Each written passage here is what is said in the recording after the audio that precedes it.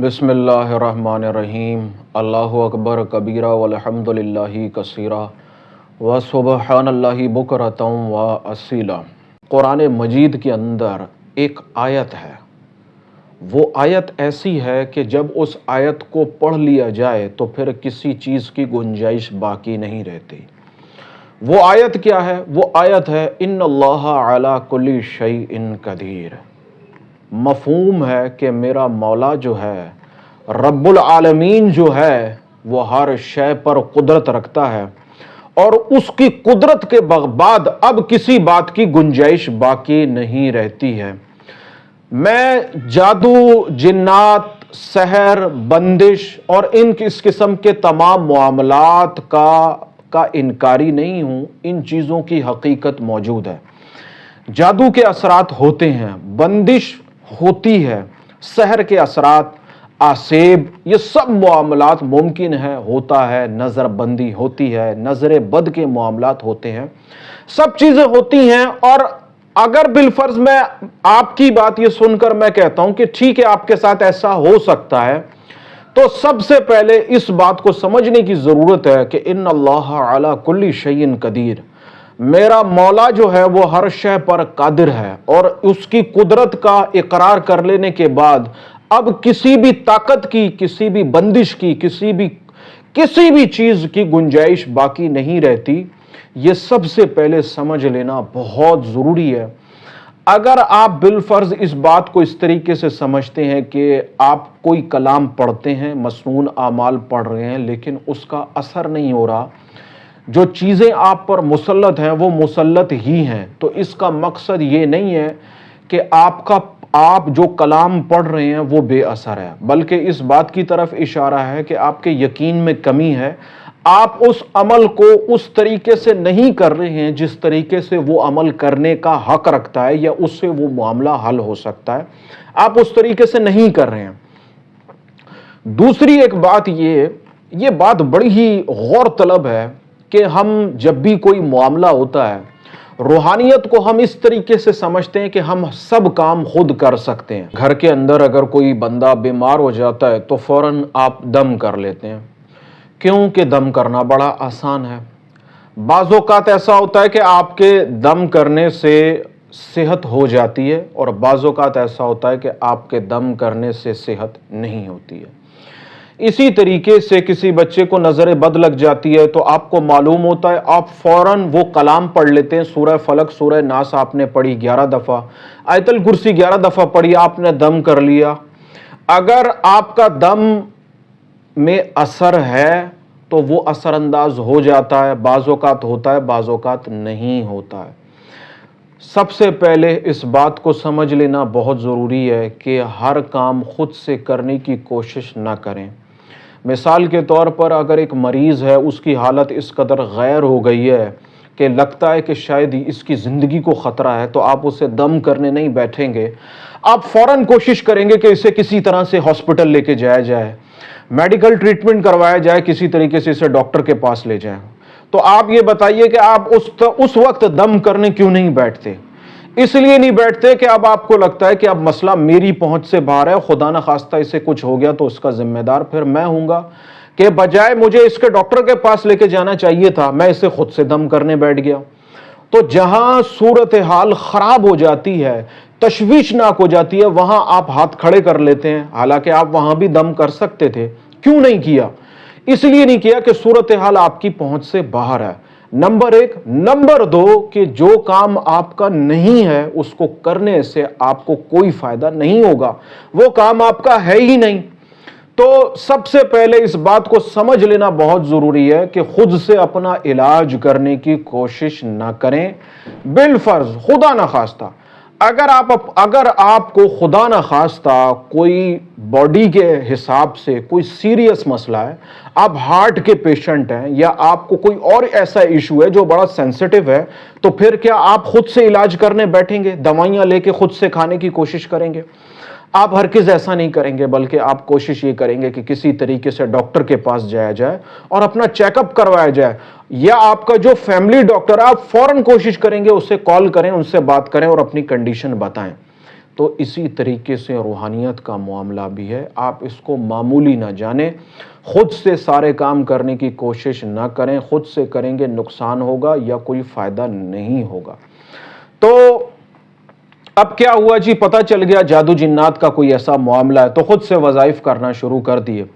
پھر کیا ہوا کہ وہ معاملہ شدت اختیار کرتا گیا, آپ کے وظائف کمزور پڑ گئے, آپ کی ہمت کمزور پڑ گئی, آپ نے وہ وظائف چھوڑ دیے.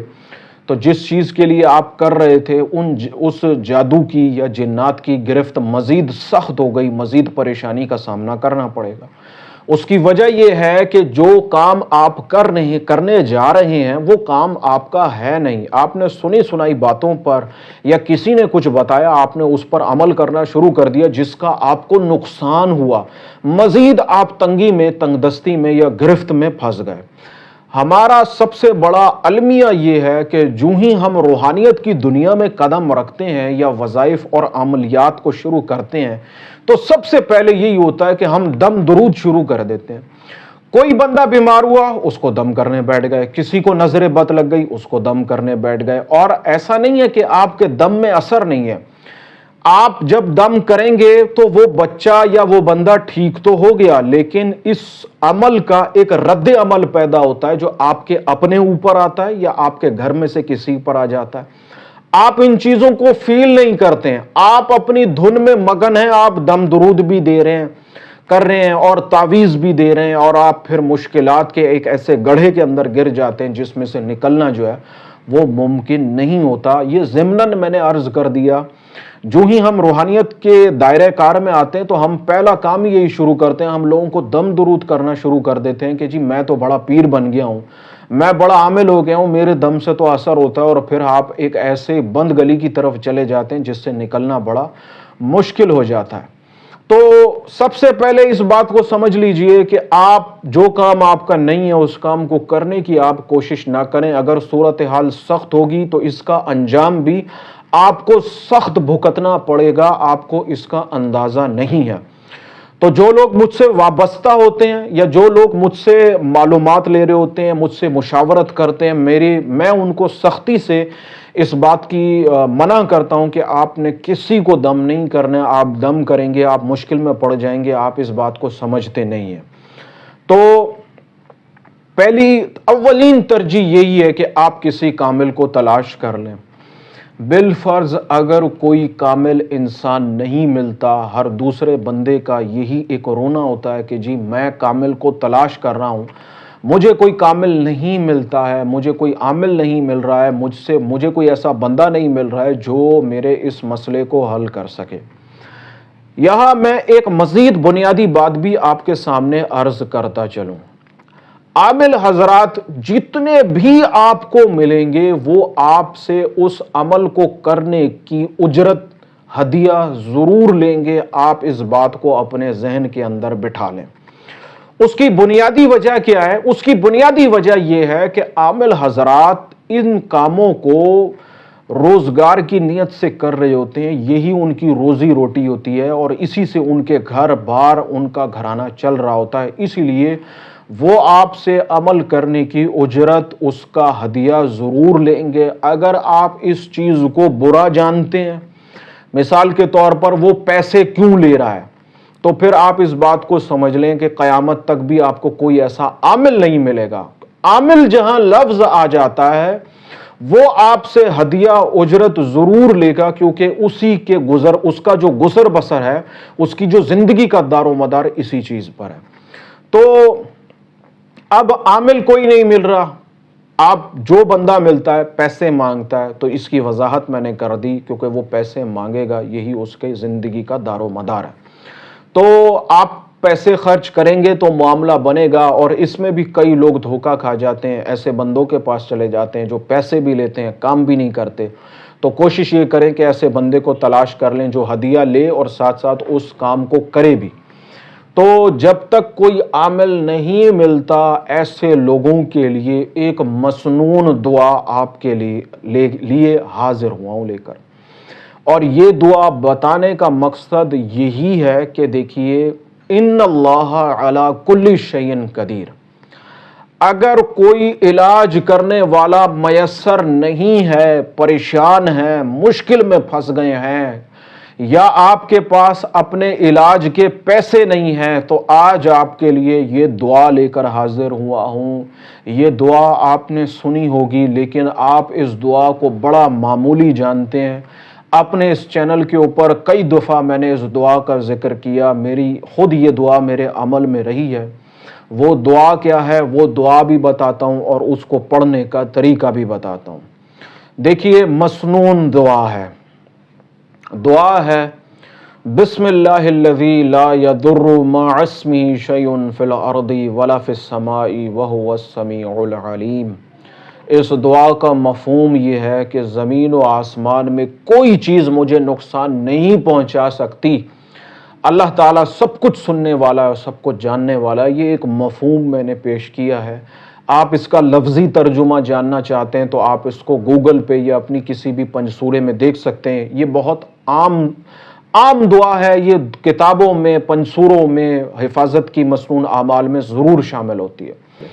تو اس دعا کو پڑھنا کیسے وہ سمجھ لیں۔ دعا یہی ہے، دعا سے پہلے آپ نے کس طریقے سے کرنا ہے وہ سمجھیے۔ سب سے پہلے آپ نے پڑھنا ہے بسم اللہ شافی، بسم اللہ کافی، بسم اللہ معافی، بسم اللہ الذی لا یضر مع اسمہ شیء فی الارض ولا فی السماء وہو السمیع العلیم۔ اس دعا سے پہلے 3 کلمات آپ نے لگانے ہیں، بسم اللہ شافی، بسم اللہ کافی، بسم اللہ معافی۔ اس کے بعد پھر آپ نے یہ مسنون دعا پڑھنی ہے۔ آپ نے اس کو 1100 دفعہ پڑھنا ہے۔ روزانہ کی بنیاد پر آپ اسے 1100 دفعہ پڑھ لیں۔ اگر بالفرض عشاء کی نماز کے بعد آپ کا پڑھنا اس دعا کو ممکن نہیں ہے تو فجر کی نماز اول وقت میں ادا کر کے بعد نماز فجر آپ اس کو 1100 دفعہ پڑھیں گے۔ اور اگر بالفرض ایک میں مثال دے دیتا ہوں، آپ اسے 1100 دفعہ نہیں پڑھ سکتے ہیں، نہ صبح میں نہ شام میں، تعداد بہت زیادہ ہے، پھر آپ اس کو 101 دفعہ پڑھیں گے ہر نماز کے بعد۔ یہ دوسری ترتیب ہے۔ اور اگر بالفرض کوئی ایسا معاملہ پیش آ جاتا ہے کہ آپ اس کو ہر نماز کے بعد 101 دفعہ نہیں پڑھ سکتے ہیں، پھر آپ نے تیسرا طریقہ کیا ہے۔ تیسرا طریقہ یہ ہے کہ پھر 313 دفعہ، صرف 313 دفعہ بعد نماز عشاء کرنا ہے۔ بعد نماز فجر نہیں کر سکتے، بعد نماز عشاء کرنا ہے، تو 3 ترتیبیں میں نے آپ کو دے دی ہیں۔ اگر کوئی ہمت کر سکتا ہے تو سب سے بہتر طریقہ یہ ہے کہ بعد نماز عشاء آپ اسے 1100 دفعہ پڑھ لیں، کمال ہو جائے گا، کمال ہو جائے گا۔ ورنہ فجر کے بعد پڑھ لیں، ورنہ ہر نماز کے بعد 101 دفعہ پڑھ لیں۔ نہیں تو آخری ترتیب یہ ہے کہ پھر آپ اس کو 313 مرتبہ بعد نماز عشاء پڑھ لیں، اول و آخر 11 مرتبہ درود شریف کے ساتھ۔ کوئی سا بھی درود شریف آپ پڑھ سکتے ہیں۔ اب اس کو پڑھنے کا فائدہ کیا ہوگا وہ بتا دوں، اور فائدے بتانے سے پہلے مقصد یہ نہیں ہے کہ پوری دنیا اب اسی کو پڑھنے لگ جائے، ایسا نہیں ہے۔ یہ ان لوگوں کے لیے میں بتا رہا ہوں جو جادو، جنات، آسیب، جسمانی مرض، روحانی مرض میں مبتلا ہیں، کسی لا علاج بیماری میں مبتلا ہیں، چاہے وہ دنیاوی ہو چاہے وہ روحانی ہو۔ آپ اس کو ایک دفعہ کر کے دیکھیے، انشاءاللہ تعالی پہلے دن سے ہی اس کے اثرات جو ہیں وہ ظاہر ہونا شروع ہو جائیں گے۔ کمزور سے کمزور عقیدے سے مراد قوت ارادی کا جو مالک ہوگا، جو عملیات پر بڑا ہی کمزور یقین رکھتا ہوگا، اس کو بھی انشاءاللہ تعالی 7 دن کے اندر اس کو بھی اس کے اثرات ظاہر ہونا شروع ہو جائیں گے۔ اس دعا کو آپ نے کرنا ہے، اس کے بعد ایک پانی کی بوتل پہ دم کرنا ہے۔ وہ پانی کی بوتل میں آپ نے روزانہ کی بنیاد پہ دم کرنا ہے، اس میں آپ نے پانی کو مزید بڑھاتے جانا ہے، پیتے جا رہے ہیں، پانی کو اس میں شامل کرتے جائیں۔ روزانہ کی بنیاد پر آپ اس کو پانی کو پئیں، اپنے گھر کے چاروں کونوں میں چھڑکیں۔ اگر گھر کا کوئی بندہ بیمار ہے تو آپ اس کو بھی پلا سکتے ہیں۔ لیکن کوشش یہ کرنی ہے کہ یہ عمل آپ نے، اگر یہ مسئلہ جو میں نے آپ کو گنوائے ہیں اس میں سے کوئی سا بھی آپ کے ساتھ نہیں ہے بلکہ کسی اور کے ساتھ ہے، تو کوشش یہ کرے کہ وہی اس عمل کو کرے، کسی کے لیے خود سے کرنے کی ضرورت نہیں ہے۔ اگر آپ ایسا کریں گے تو اس عمل سے آپ کے لیے مشکلات پیدا ہو جائیں گی۔ اس عمل کے اندر رجت کا پہلو اس وقت پیدا ہوگا جب حالت اس قدر خراب ہے، اس قدر سخت ہے کہ وہ چیزیں آپ کو نظر آتی ہیں، گھر کے اندر ان چیزوں کا احساس ہوتا ہے، تو پھر میں آپ کو مشورہ یہی دوں گا کسی کامل سے رجوع کریں۔ اور پھر بھی اگر آپ کو کوئی کامل نہیں ملتا ہے تو پھر آپ اس دعا کو پڑھ سکتے ہیں، اور اس دعا کو جب آپ ایک دفعہ شروع کر لیں گے تو پھر آپ نے اس دعا سے پیچھے نہیں ہٹنا۔ یہ بنیادی نقطہ ہے، چاہے کوئی سی بھی ترتیب کو کر لیں، جس ترتیب کو پہلے دن اختیار کریں گے اسی ترتیب پہ چلتے رہیں گے، آپ نے ترتیب کو چھوڑنا نہیں ہے۔ یہ عمل مرد حضرات کر سکتے ہیں کیونکہ اس کو مستقل مزاجی کے ساتھ کرتے چلے جانا ہے۔ خواتین کا معاملہ الگ ہے، خواتین کے معاملے میں آپ کو اس سے پرہیز کرنا ہوگا کیونکہ خواتین کے ایام کے معاملات ہوتے ہیں، تو ایام کی حالت میں آپ اس کو نہیں پڑھ سکتے ہیں۔ آپ کوشش یہ کریں کہ گھر کے اندر کوئی مرد ہو تو وہ اس کو پڑھنے کی ہمت کرے۔ اگر حالات اس قدر سخت ہیں تو پھر گھر کا بچہ گھر کے تمام افراد ایک حلقہ بنا لیں، ایک کمرے کے اندر جمع ہو جائیں، وہاں اگربتی روشن کر لیں۔ یہ ایک نشست کی صورت میں بھی پڑھی جا سکتی ہے، پھر سب بیٹھ کر 313 مرتبہ جو عشاء کی بات کی ترتیب ہے آپ اس طریقے سے ہر بندہ 313 دفعہ اس دعا کو اسی ترتیب سے پڑھے، گھر کے اندر خوشبو لگا لیں، اگربتی روشن کر لیں، اور روزانہ 7 دن تک، کم سے کم بھی 7 دن تک ہلکے کی صورت میں آپ اسے پڑھیں گے تو عجیب و غریب فائدے حاصل ہونا شروع ہو جائیں گے۔ جو بیماریاں ہیں، پریشانیاں ہیں، دکھ رنج و غم ہیں، تکلیفیں ہیں جو جنات اور جادو آسیب کی وجہ سے پیدا ہو رہی ہیں، وہ سب کے سب انشاءاللہ تعالی اس دعا کی برکت سے، اس حلقے کی برکت سے، یہ جو حلقے کا طریقہ ہے یہ بھی بڑا عجب طریقہ ہے، تو لیکن کوشش یہ کریں کہ اس کے اندر آپ کے صرف اپنے گھر کے افراد شامل ہوں، باہر سے کسی بندے کو نہ بلائیں، خود سے بیٹھیں، خود سے سب پڑھیں، تو انشاءاللہ تعالی اس کا فائدہ عظیم جو ہے وہ آپ کو حاصل ہو جائے گا۔ تو آج یہ جو دعا بتانے کا مقصد یہ تھا کہ جو لوگ جادو جنات کے لیے بہت پریشان ہوتے ہیں، بڑی مشکل اور مصیبت میں گھرے رہتے ہیں، ان کے لیے یہ عمل حاضر ہے۔ آپ حلقے کی صورت میں پڑھنا چاہیں، آپ ترتیب کی صورت میں پڑھنا چاہیں، جس طریقے سے پڑھیں گے فائدہ ہوگا، جس ترتیب کو لے کے چلیں گے فائدہ ہوگا۔ اور اس بات کو سمجھ لیں کہ یہ چیزیں مستقل مزاجی کے ساتھ اور آہستہ آہستہ اثر کرتی ہیں۔ ایک دم اثر جو ہے وہ اس بندے کا حاصل ہوتا ہے جو ان چیزوں کا عامل ہوتا ہے اور ان پر اس نے بڑی محنت کی ہوئی ہوتی ہے، اس کا یقین اور اس کی ریاضت الگ ہوتی ہے۔ ایک عام انسان جب پڑھتا ہے اس کا عمل، اس کی ریاضت اور اس کی ترتیب الگ ہوتی ہے، اس بات کا اچھی طریقے سے خیال رکھیں۔ ایسا نہ ہو 3 دن پڑھا کوئی اثر نہیں ہو رہا تو اس کو مایوس ہو گئے۔ میں نے اس کے اندر جو بات آپ کو بتائی ہے وہ تو نہ تو خدا نہ خواستہ میرا نام ہے، نہ کسی اور کا نام ہے، بلکہ یہ تو رب العالمین کی تسبیح ہے، یہ تو رب العالمین کا ذکر ہے، رب العالمین کی طرف رجوع ہے، اور آپ در حقیقت اللہ تبارک و تعالیٰ کی طرف رجوع کر رہے ہیں۔ تو مستقل مزاجی کے ساتھ کریں، یقین کامل کے ساتھ کریں، یہ بڑی زبردست دعا ہے۔ اس دعا کے بڑے کمالات ہیں، رجت کے حوالے سے یہ بڑی زبردست دعا ہے۔ اگر کسی کو رجت کا معاملہ پیدا ہو جائے تو اس کو بھی ایک خاص ترتیب سے پڑھتے ہیں تو انشاءاللہ تعالی رجت تک کے اثرات جو ہیں وہ دور ہو جاتے ہیں۔ تو ویڈیو میں سمجھ رہا ہوں بڑی لمبی ہو گئی ہے، لیکن میں نے تفصیلاً بات اس لیے کی کہ کئی قسم کے لوگ میرے پاس اسی مسئلے کو لے کر آتے ہیں، اور یہی ایک بات ہوتی ہے کہ ہم جادو میں پھنس گئے ہیں اور ہمارے پاس اس کو توڑنے کا یا اس کی توڑ کا کوئی علاج نہیں ہے۔ بالفرض اس عمل کو کر لینے کے بعد جادو کی گرہیں ٹوٹ جاتی ہیں، تو پھر بھی آپ اس دعا کو اپنے صبح اور شام کے جو اعمال ہیں، حفاظت کی دعائیں ہیں، اس میں شامل رکھیں انشاءاللہ تعالی۔ پھر کوئی دشمن ہے، کوئی ایسا پوشیدہ بندہ ہے جو آپ پر ایسے کام کر رہا ہے، وہ ان اعمال سے، ان چیزوں سے باز رہے گا۔